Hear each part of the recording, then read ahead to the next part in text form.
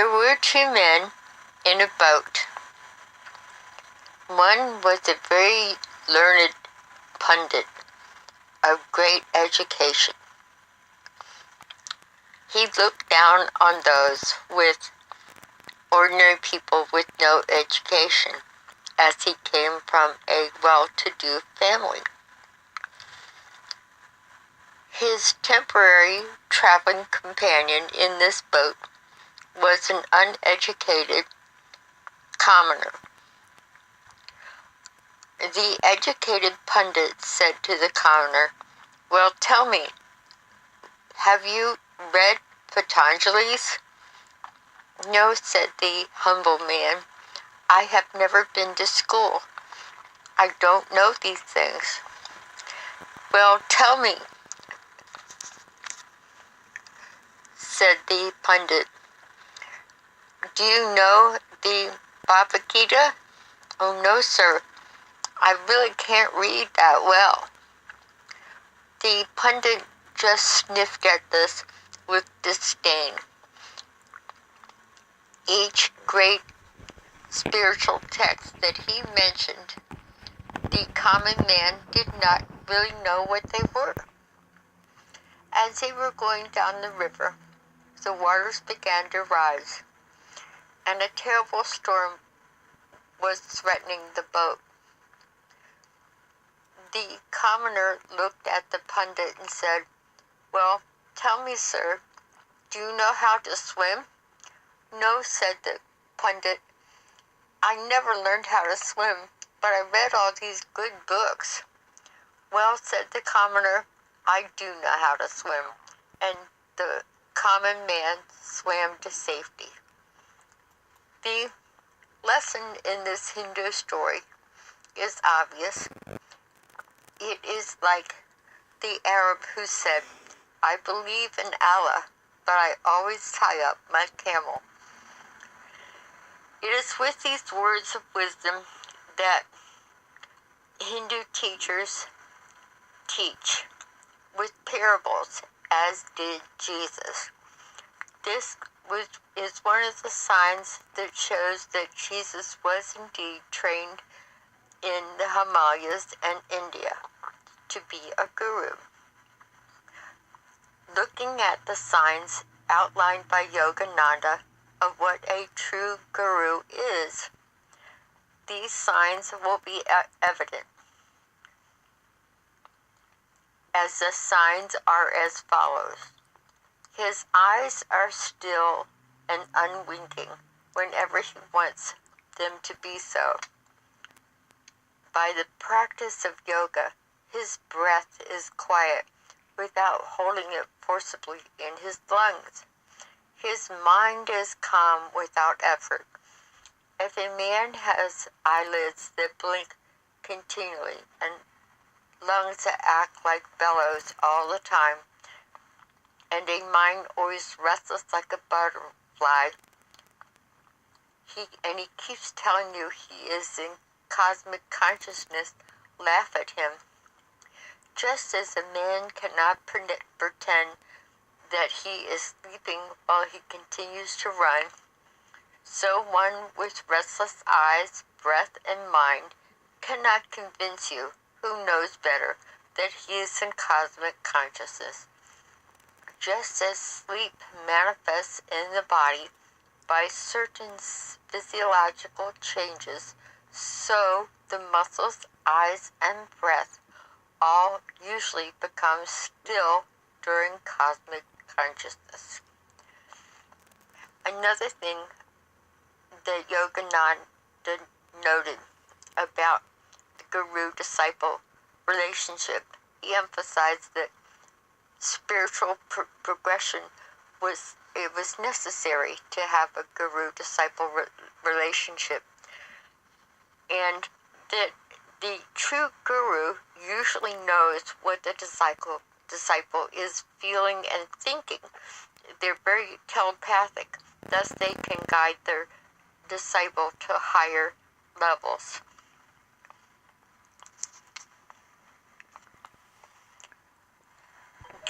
Given this necessity for the guru-disciple relationship, it is obvious that Yogananda had picked out a successor, a disciple to carry on his work. That is the tradition of gurus in India, and there's something that they value very much is a lineage. Which I don't know if it's like we do with families, but by one person having contact and help and aid from a guru, they can pass it on, and just by knowing the guru that is passed, the vibration is carried on and the teachings is continued. This is the reason why it is so obvious that Yogananda had picked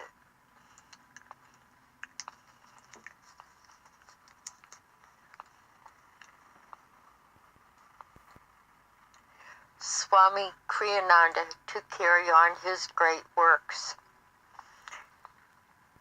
And that unfortunately SRF decided to cut the lineage off. The church did the same thing with Jesus. Jesus had many valued disciples that he wanted to carry on his message. But the church took care of that and more or less said there's no more gurus, and if you want to get to heaven through Jesus, you come to us, the church. That is what happened to Jesus' disciples as well. Many of them, most of them were killed, and the lineage and teachings of Jesus got transmuted into a religious church, who then changed everything for their material gain. That is kind of understood.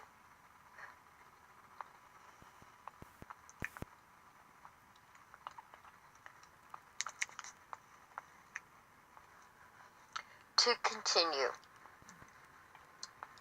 Part 5. Ministers in churches and priests in temples are oftentimes chosen only by virtue of their intellectual study of the scriptures and authority figures within their religion and religious orders, performed by formerly higher spiritual authority. But real ministers and priests who are fit to be gurus train first their inner selves in the theological school of intuition and meditation. They must spiritually baptize themselves first before they can aspire to baptize all others.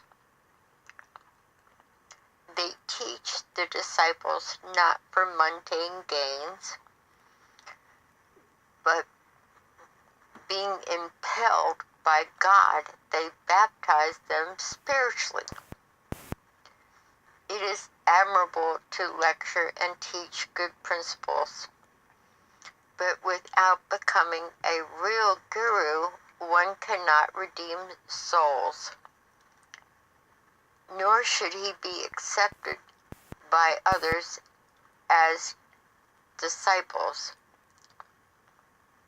until he has progressed far himself. Once the true relationship of guru-disciple is established, there will be no more blind spiritual gropings and roamings on the part of the guru for any other reason, until there is instantaneous recognition between guru and disciple.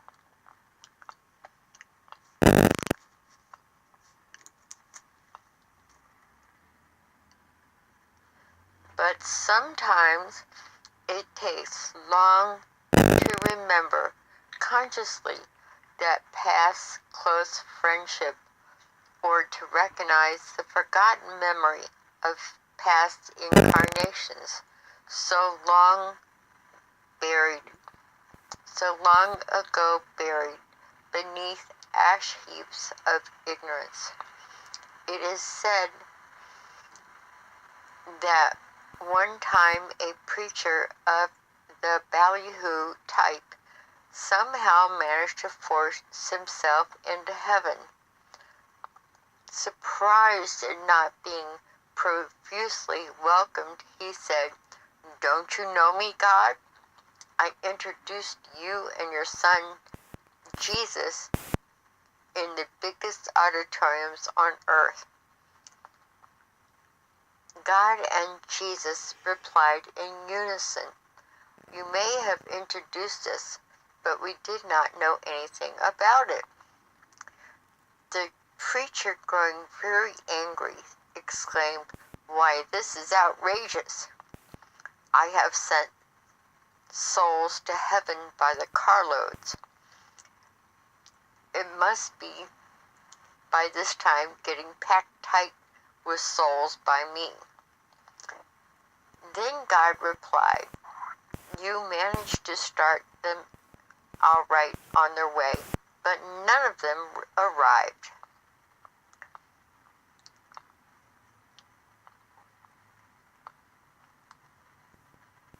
Yogananda continues, "You may be told by ignorant priests and ministers that they will send you to heaven, and you may blindly believe this to be so, but you cannot ever reach there without true meditation.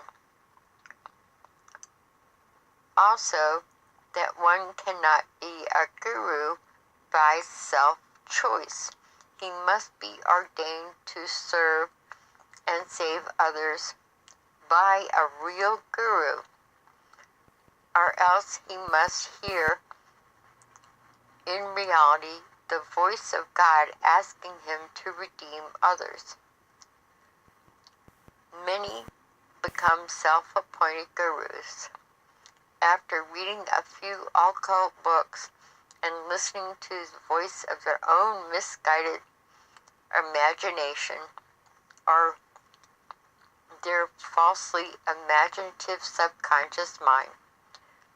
The many kinds of baptism described, if you bathe every day and meditate immediately after, if you are near a river or lake surrounded by God's scenic grandeur, and you bathe in them with the consciousness of purity, then you will feel the power of baptism by water.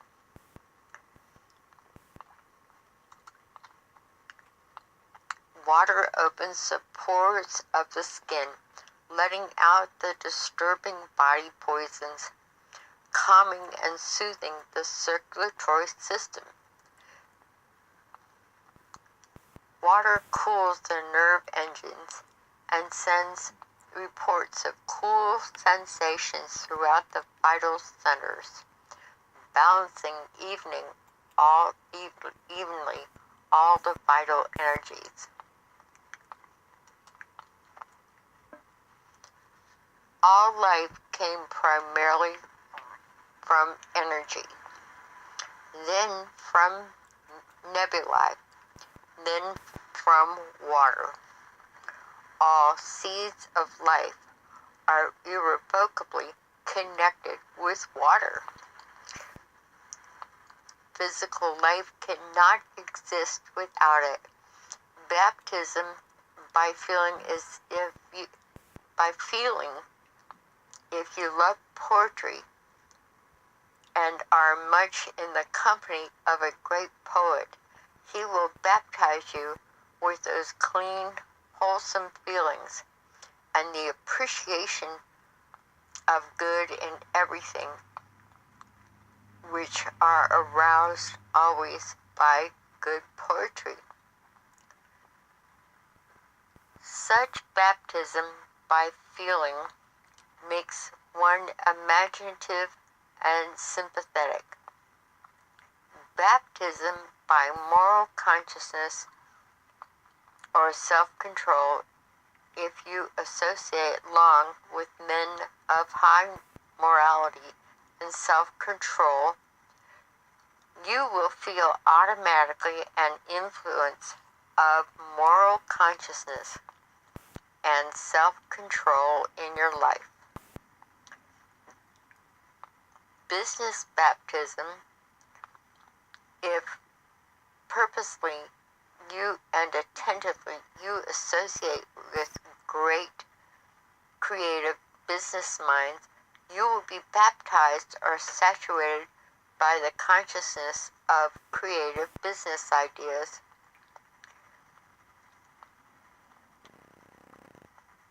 The human body is a collective vibration of grossly stirring atoms and electrons and intelligent life force finer than electrons. The soul, a reflection of spirit, while dwelling within it, cannot remember its omnipresent state. But by meditation, one can hear the vibration of the body, tuning out the vibration of the miasmic world, and then tune it with the cosmic mind, which emanates from the vibration of all atoms and life force.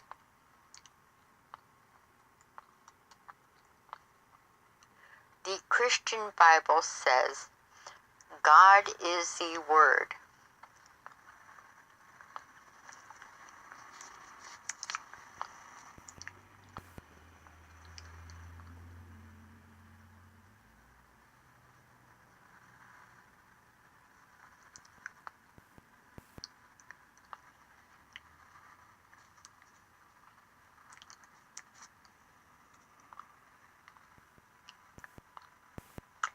The sage Patanjali, the great Hindu of yogis, says, the Spirit, God the Father, or Ishvara, manifests himself as cosmic vibration of matter. The Spirit was made flesh, for the intelligent spirit materializes itself into gross flesh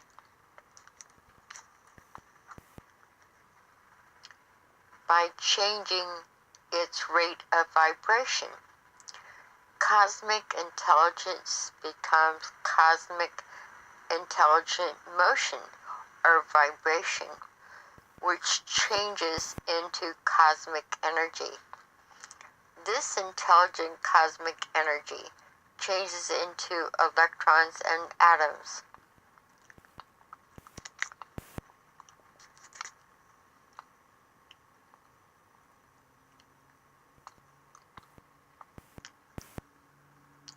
Electrons and atoms change into gas, sometimes known as cosmic nebulae. Cosmic nebulae, or masses of diffuse gaseous matter, change into water. Water changes into solid matter. Man is a part of this vibration divided by matter. In cosmic vibration, all things are one. But when cosmic vibration becomes frozen into matter, then it becomes many. Being separated from cosmic vibration again must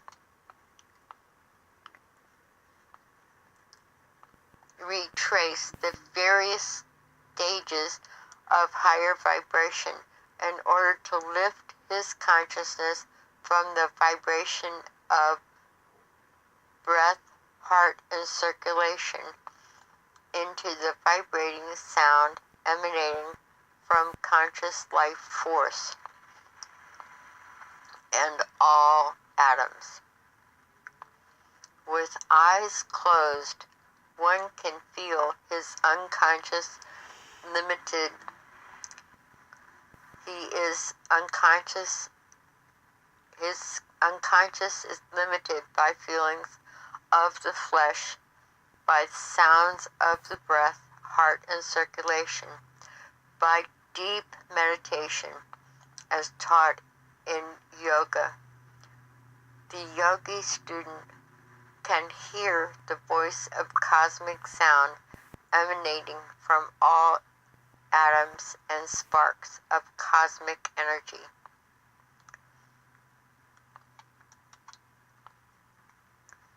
By listening to this omnipresent sound, the consciousness of the body-caged soul begins to gradually spread itself from the limitations of the body into omnipresence. One listening to this cosmic sound will find his consciousness spreading with it into limitlessness. The cosmic sound emulating from cosmic vibration is called the Holy Ghost.